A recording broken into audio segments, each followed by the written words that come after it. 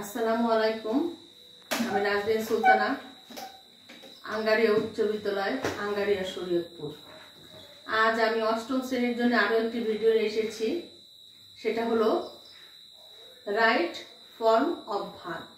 এই right form of ভার্বের অনেকগুলি ভিডিও করেছি, তারপরেও আমার শেষ হয়নি, হয়তো আরও দু একটা করতে হতে পারে। আজকে রাইট ফর্ম অফ ভার্বের উপরেই কিছু রুল তোমাদের দেখাবো। তোমরা আসো, আমরা দেখি আমরা বোর্ডে কি লিখেছি।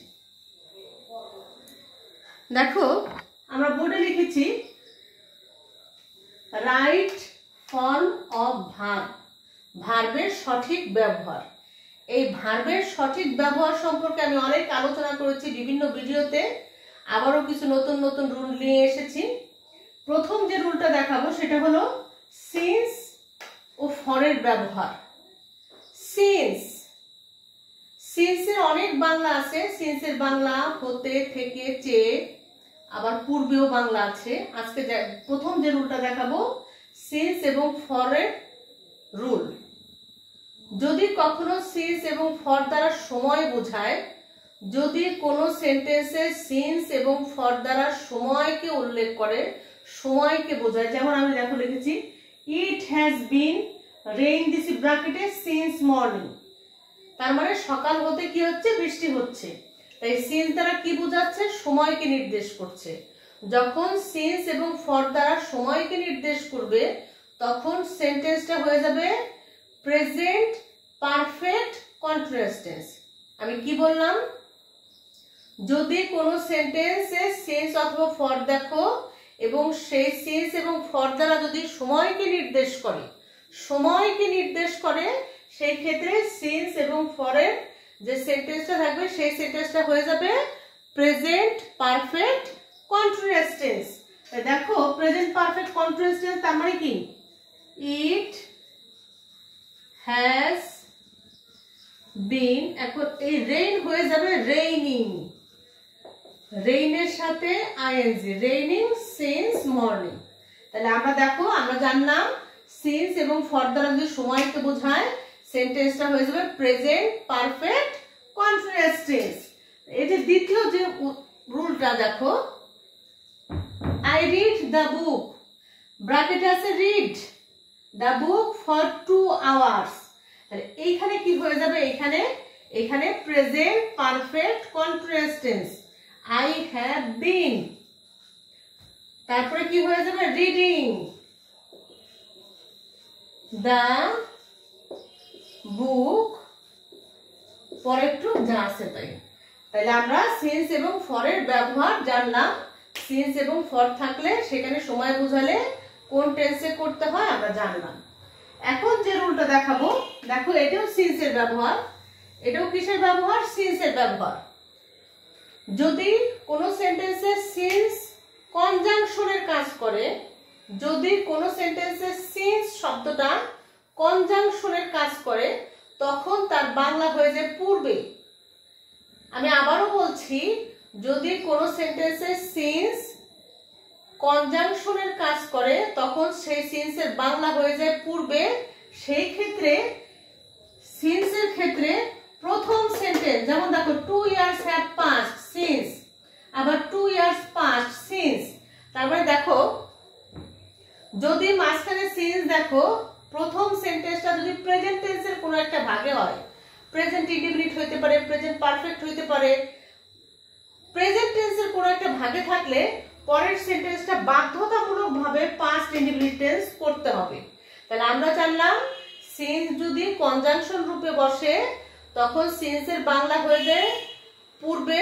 প্রথম সেন্টেন্সটা প্রেজেন্ট টেন্সের কোনো একটা ভাগে থাকলে পরেরটা অবশ্যই হবে পাস্ট ইনডিফিনিট টেন্স। আর প্রথমটা যদি পাস্ট ইনডিফিনিট টেন্স হয়, পরেরটা হবে পাস্ট পারফেক্ট টেন্স। তাহলে আমার যদি এটা হয়, দেখো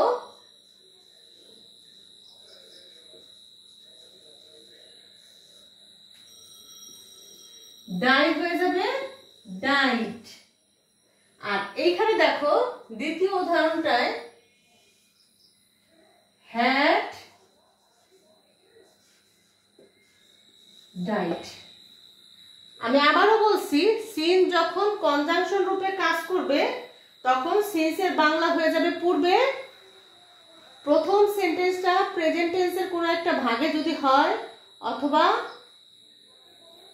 প্রেজেন্ট টেন্সের কোনো একটা ভাগ প্রেজেন্ট ইনডিফিনিট হতে পারে, প্রেজেন্ট পারফেক্ট টেন্স হতে পারে, সেই ক্ষেত্রে পরের সেন্টেন্সটা হবে পাস্ট ইনডিফিনিট টেন্স।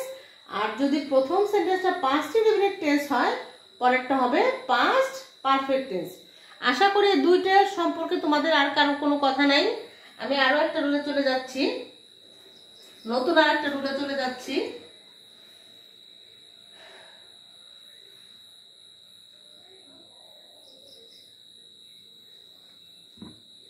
আমি নতুন আরেকটা রুলে চলে যাচ্ছি।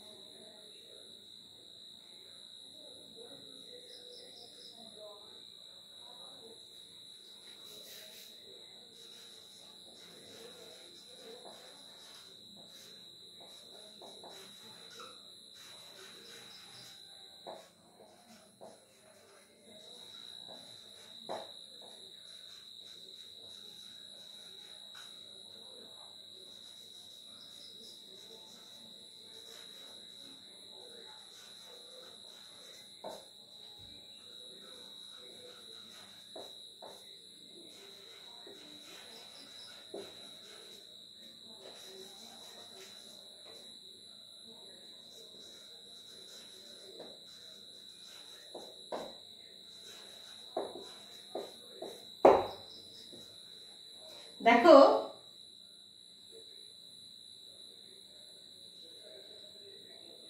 বিফোর এবং আফটার, খেয়াল করো, বিফোর এবং আফটারের রুল। বিফোরের বাংলা হলো পূর্বে, আর আফটারের বাংলা হলো পরে। বিফোরের বাংলা হলো পূর্বে, আফটারের বাংলা হলো পরে। যদি কোনো সেন্টেন্সে বিফোর দেখো, যদি কোনো সেন্টেন্সে বিফোর দেখো, বিফোর, যদি কোনো সেন্টেন্সে বিফোর দেখো, তাহলে কি হবে? প্রথম সেন্টেন্সটা হবে পাস্ট পারফেক্ট টেন্স। মনোযোগ দিয়ে শোনো, যদি মাঝখানে বিফোর দেখো, প্রথম সেন্টেন্সটা হবে পাস্ট পারফেক্ট টেন্স, পরেরটা হবে পাস্ট ইনডিফিনিট টেন্স। তাহলে কি লিখতে পারি আমি এখানে? দেখো, past perfect tense, the doctor had come before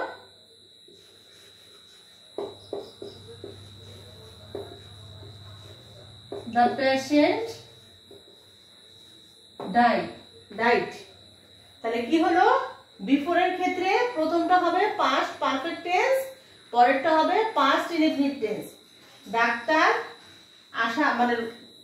আসার পূর্বে কি করলো? রোগীটি মারা গেল। আর যদি আমি এখানে বিফোর না লিখে আফটার লিখতাম, সেই ক্ষেত্রে কি হতো? প্রথমটা হতো পাস্ট ইনডিফিনিট, আর এখানে হতো আফটার। প্রথমটা হতো পাস্ট ইনডিফিনিট টেন্স, পরেরটা কি হতো? Past perfect tense. উল্টে যাবে। তাহলে আমরা জানলাম বিফোর এবং আফটারের বাংলা হলো, জানলাম বিফোরের বাংলা পূর্বে, আফটারের বাংলা পরে। বিফোরের ক্ষেত্রে প্রথম সেন্টেন্সটা হবে পাস্ট পারফেক্ট টেন্স, পরেরটা হবে পাস্ট ইনডিফিনিট টেন্স। আর আফটারের ক্ষেত্রে উল্টে যাবে, বিফোরের প্রথমটা হবে পাস্ট ইনডিফিনিট, পরেরটা হবে পাস্ট পারফেক্ট। আশা করি এই রুল সম্পর্কেও তোমাদের আর কোনো সমস্যা থাকার কথা না।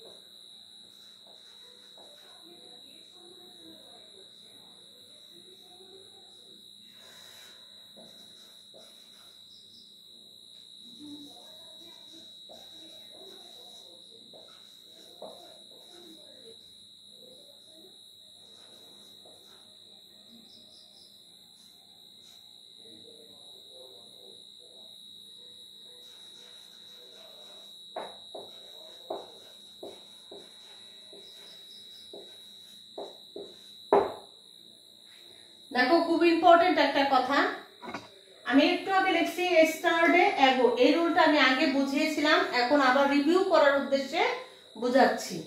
যদি কোনো সেন্টেন্সে অতীত নির্দেশক শব্দ থাকে, আমি এর আগে একটা ভিডিওতে তোমাদের রাইট ফ্রম ভার্বের এই রুলটা দেখিয়েছিলাম, আমি আবার রিভিউ করার উদ্দেশ্যে তোমাদের বলছি, যদি কোনো সেন্টেন্সে অতীত নির্দেশক শব্দ থাকে সেই ক্ষেত্রে সেন্টেন্সটা হয়ে যাবে পাস্ট ইনডিফিনিট টেন্স। আমি আবারও বলছি, যদি কোনো সেন্টেন্সে অতীত নির্দেশক শব্দ থাকে, যেমন এস্টারডে, এগো, তারপরে লং সিন্স, তারপরে লং টাইম, এগুলি লং লং এগো, এরকম যদি শব্দ থাকে তাহলে কি সেন্টেন্সটা হয়ে যাবে পাস্ট ইনডিফিনিট টেন্স। কিন্তু আজকের রুলের মূল উদ্দেশ্য হলো আমার ডাব্লিউএস কোশ্চেন সম্পর্কে। আমার মূল উদ্দেশ্য কি লিখছি দেখো, নিচে লিখছি ডাব্লিউএস। এই ডাব্লিউএস দ্বারা কি বুঝি? ডাব্লিউএস দ্বারা আমরা বুঝি হু হইতে পারে, হোয়াই হইতে পারে, হোয়েন হইতে পারে, হোয়ার হইতে পারে, অর্থাৎ যত ডাব্লিউএস আছে সেটা এই ডাব্লিউএস দ্বারা বোঝায়। এখন আমার মূল কথায় আমি চলে যাচ্ছি। মূল কথা হচ্ছে, যদি কোনো সেন্টেন্স ডাব্লিউএস দ্বারা শুরু হয়, যদি কোনো সেন্টেন্স ডাব্লিউএস দ্বারা শুরু হয় সেই ক্ষেত্রে ডাব্লিউএস এর পরের শব্দ যেটা বলবে সেটা হলো অক্সিলারি ভার্ব। ডাব্লিউএস কোশ্চেনে ডাব্লিউএস যুক্ত ওয়ার্ড যদি কোনো সেন্টেন্সের শুরুতে বসে সেই ক্ষেত্রে ডাব্লিউএস এর পরে যে শব্দ আসবে সেটা হলো অক্সিলারি ভার্ব। সেই auxiliary verb am, is, are, was, are, have, has, had, do, does, did সবই হতে পারে সেন্টেন্স অনুপাতে। যেহেতু আমার এই সেন্টেন্সটা আছে কোন টেন্সে? কোন টেন্সে? পাস্ট ইনডিফিনিট টেন্সে।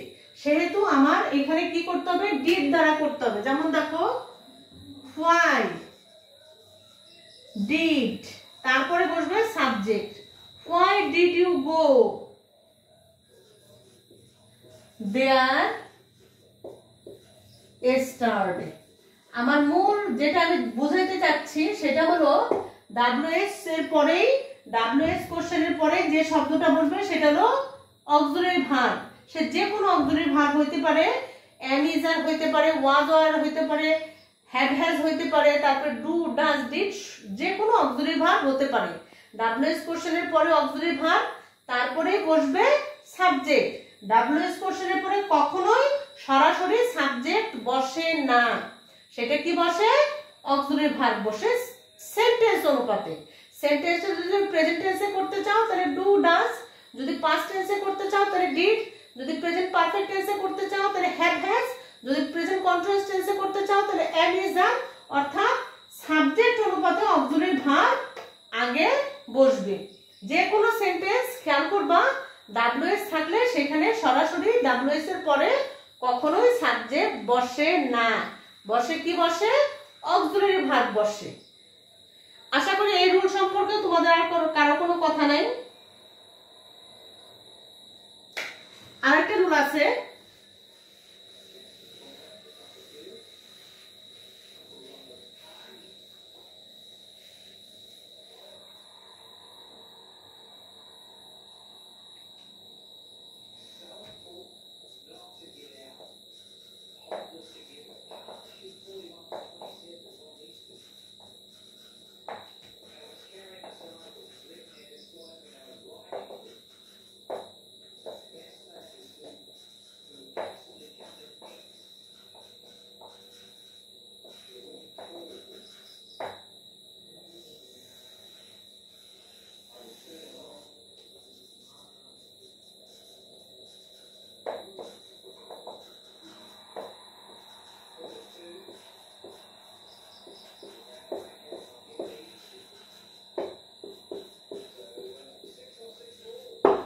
দেখো আমি কতগুলি শব্দ লিখেছি।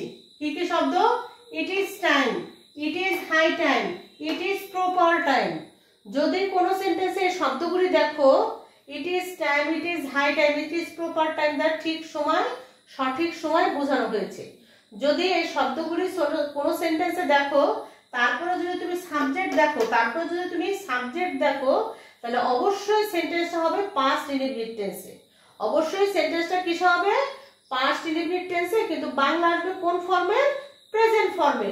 যাই হোক, দেখো it is time we, it is time, এখানে লিভের জায়গায় হয়ে যাবে লেফট, লেফট দ্য প্লেস। তাহলে আমরা জানলাম it is time, it is high time, it is proper time, এগুলির বাংলা হলো ঠিক সময় বা সঠিক সময়। এগুলি যদি কোনো সেন্টেন্সে থাকে সেন্টেন্সটা পাস্ট ইনডিফিনিট টেন্সে হবে, কিন্তু বাংলা আসবে প্রেজেন্ট টেন্সে। যেমন ইট ইজ টাইম, এটাই ঠিক সময়, এটা সঠিক সময়। কি উই লেফট দ্য প্লেস, আমাদের স্থানটি ত্যাগ করা, আমাদের স্থানটি ত্যাগ করা এটাই ঠিক সময় বা সঠিক সময়। তাহলে আমি কি বললাম, এগুলির পরে যদি সাবজেক্ট থাকে সেন্টেন্সটা অবশ্যই পাস্ট ইনডিফিনিট টেন্সে হবে, কিন্তু বাংলা আসবে কোন ফর্মে, বাংলা আসবে প্রেজেন্ট ফর্মে।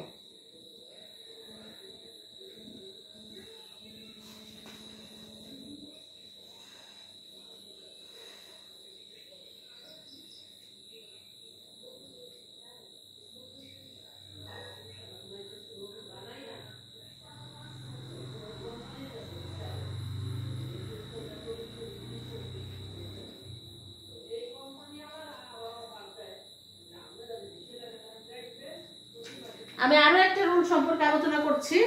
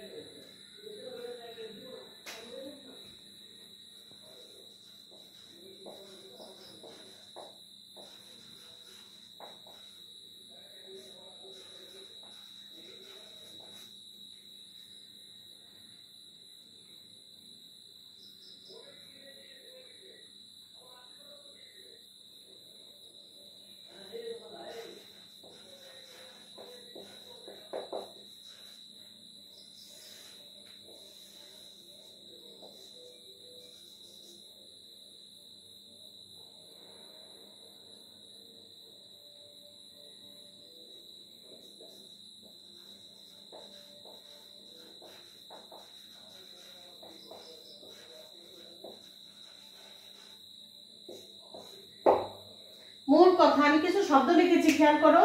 ক্যান নটের পরে, ক্যান নট, ক্যান নটের পরে লিখেছি হেল্প, বিয়ার, ফিল, লাইক। অর্থাৎ যদি কোনো সেন্টেন্সে ক্যান নটের পরে এই শব্দগুলি দেখো, এই শব্দগুলি দেখো, এই শব্দ যদি, আমি আবারও বলছি, যদি কোনো সেন্টেন্সে ক্যান নটের পরে এই শব্দগুলি দেখো, এরপরে যে ভার্ব বসবে সেই ভার্বের সাথে আইএনজি যুক্ত হয়ে যাবে, সে ভার্বের সাথে কি হয়ে যাবে, আইএনজি যুক্ত হয়ে যাবে। I cannot help laughing, আমি না হেসে পারলাম না। অর্থাৎ আমরা জানলাম এই শব্দগুলি যদি কোনো সেন্টেন্সে থাকে এরপরে যদি কোনো ভার্ব আসে ভার্বের সাথে আইএনজি যুক্ত হয়ে যায়। যাক, আজকে এই পর্যন্তই থাকুক। আজকে রাইট ফর্ম ভার্বের এইটুক থাকুক। আরো একটা ভিডিওতে তোমাদের আরো কিছু রাইট ফর্ম ভার্ব সম্পর্কে শেখাবো। আজকে যতটুকু শিখালাম আশা করি এগুলো যদি বাসায় প্র্যাকটিস করো তোমরা ভালো করতে পারবে। ভালো থেকো, সুস্থ থেকো, আল্লাহ হাফেজ।